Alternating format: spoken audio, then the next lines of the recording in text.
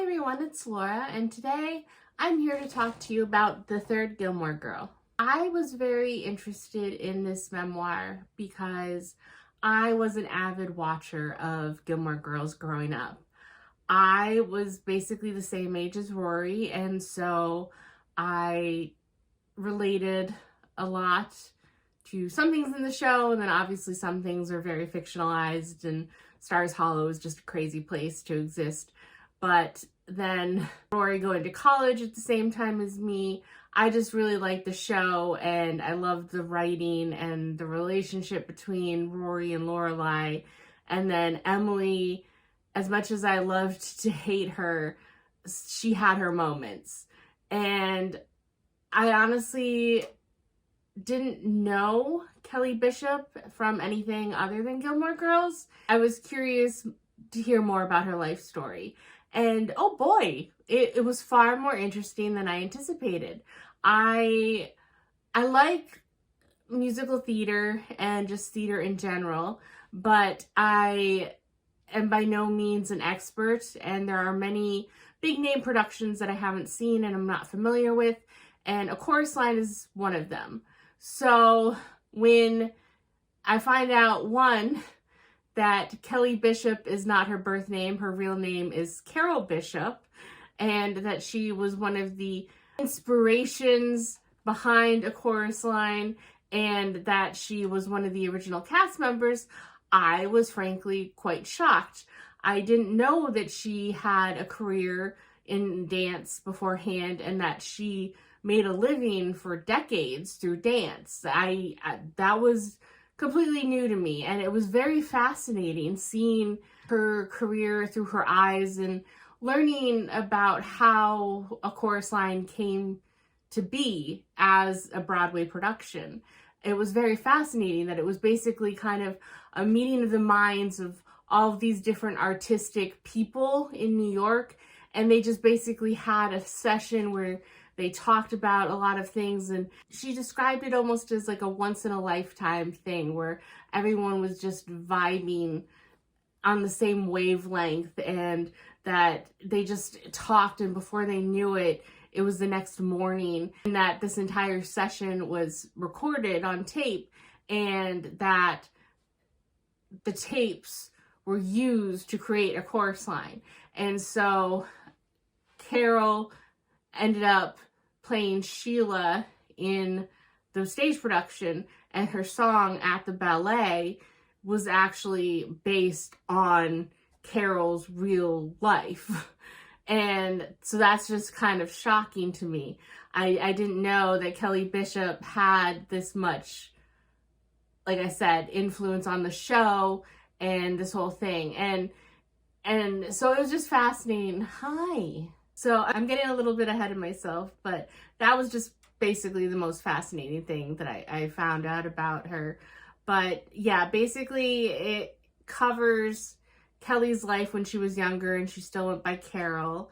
And she has a brother, and her parents, she was best friends with her mom, and then her dad was kind of abusive and a cheater, and he ended up kind of being absent once the divorce happened. And so when he died later on, she expresses basically how little she actually seemed to really feel anything at his funeral.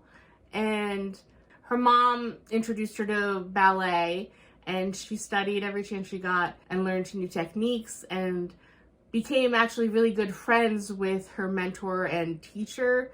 And they basically followed from, she grew up in Colorado, and then they moved to California and continued to learn from the same dance teacher.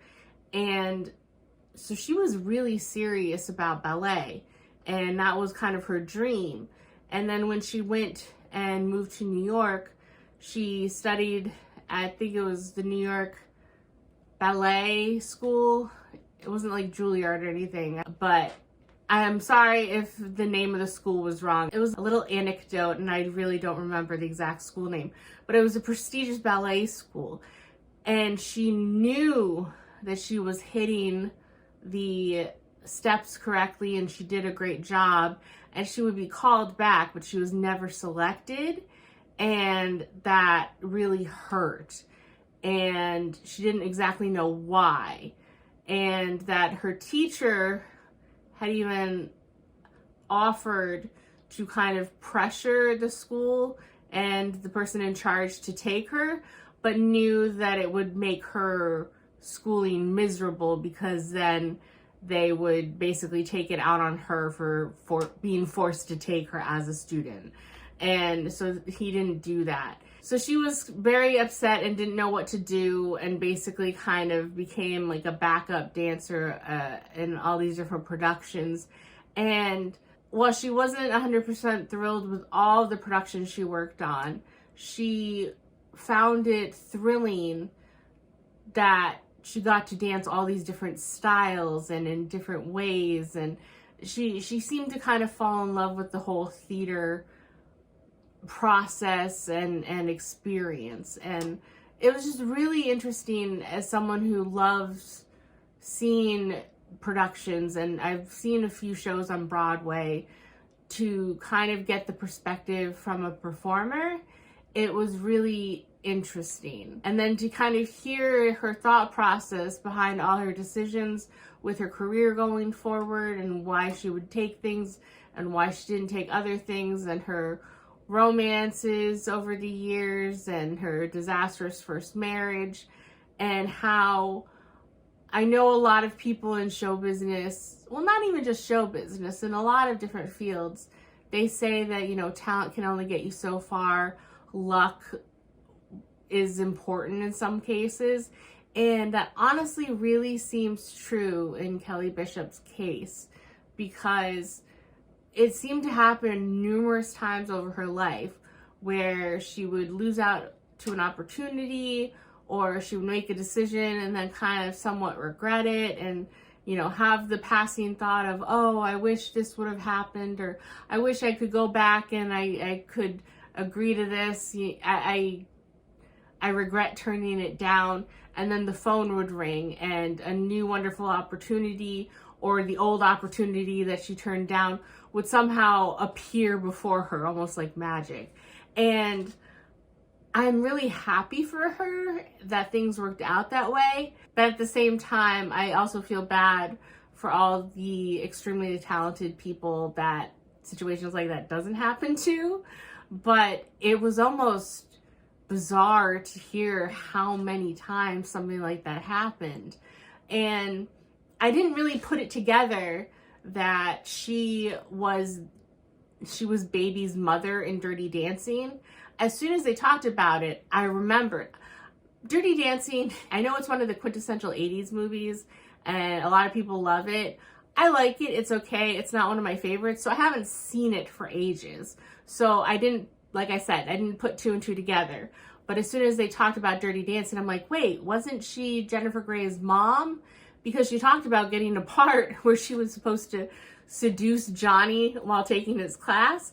And she just showed up. She got a call before she was going to go shoot and saying, can you show up like 2 weeks early or something? And she just thought that it was to learn the choreography that they're doing for the dance scene or something.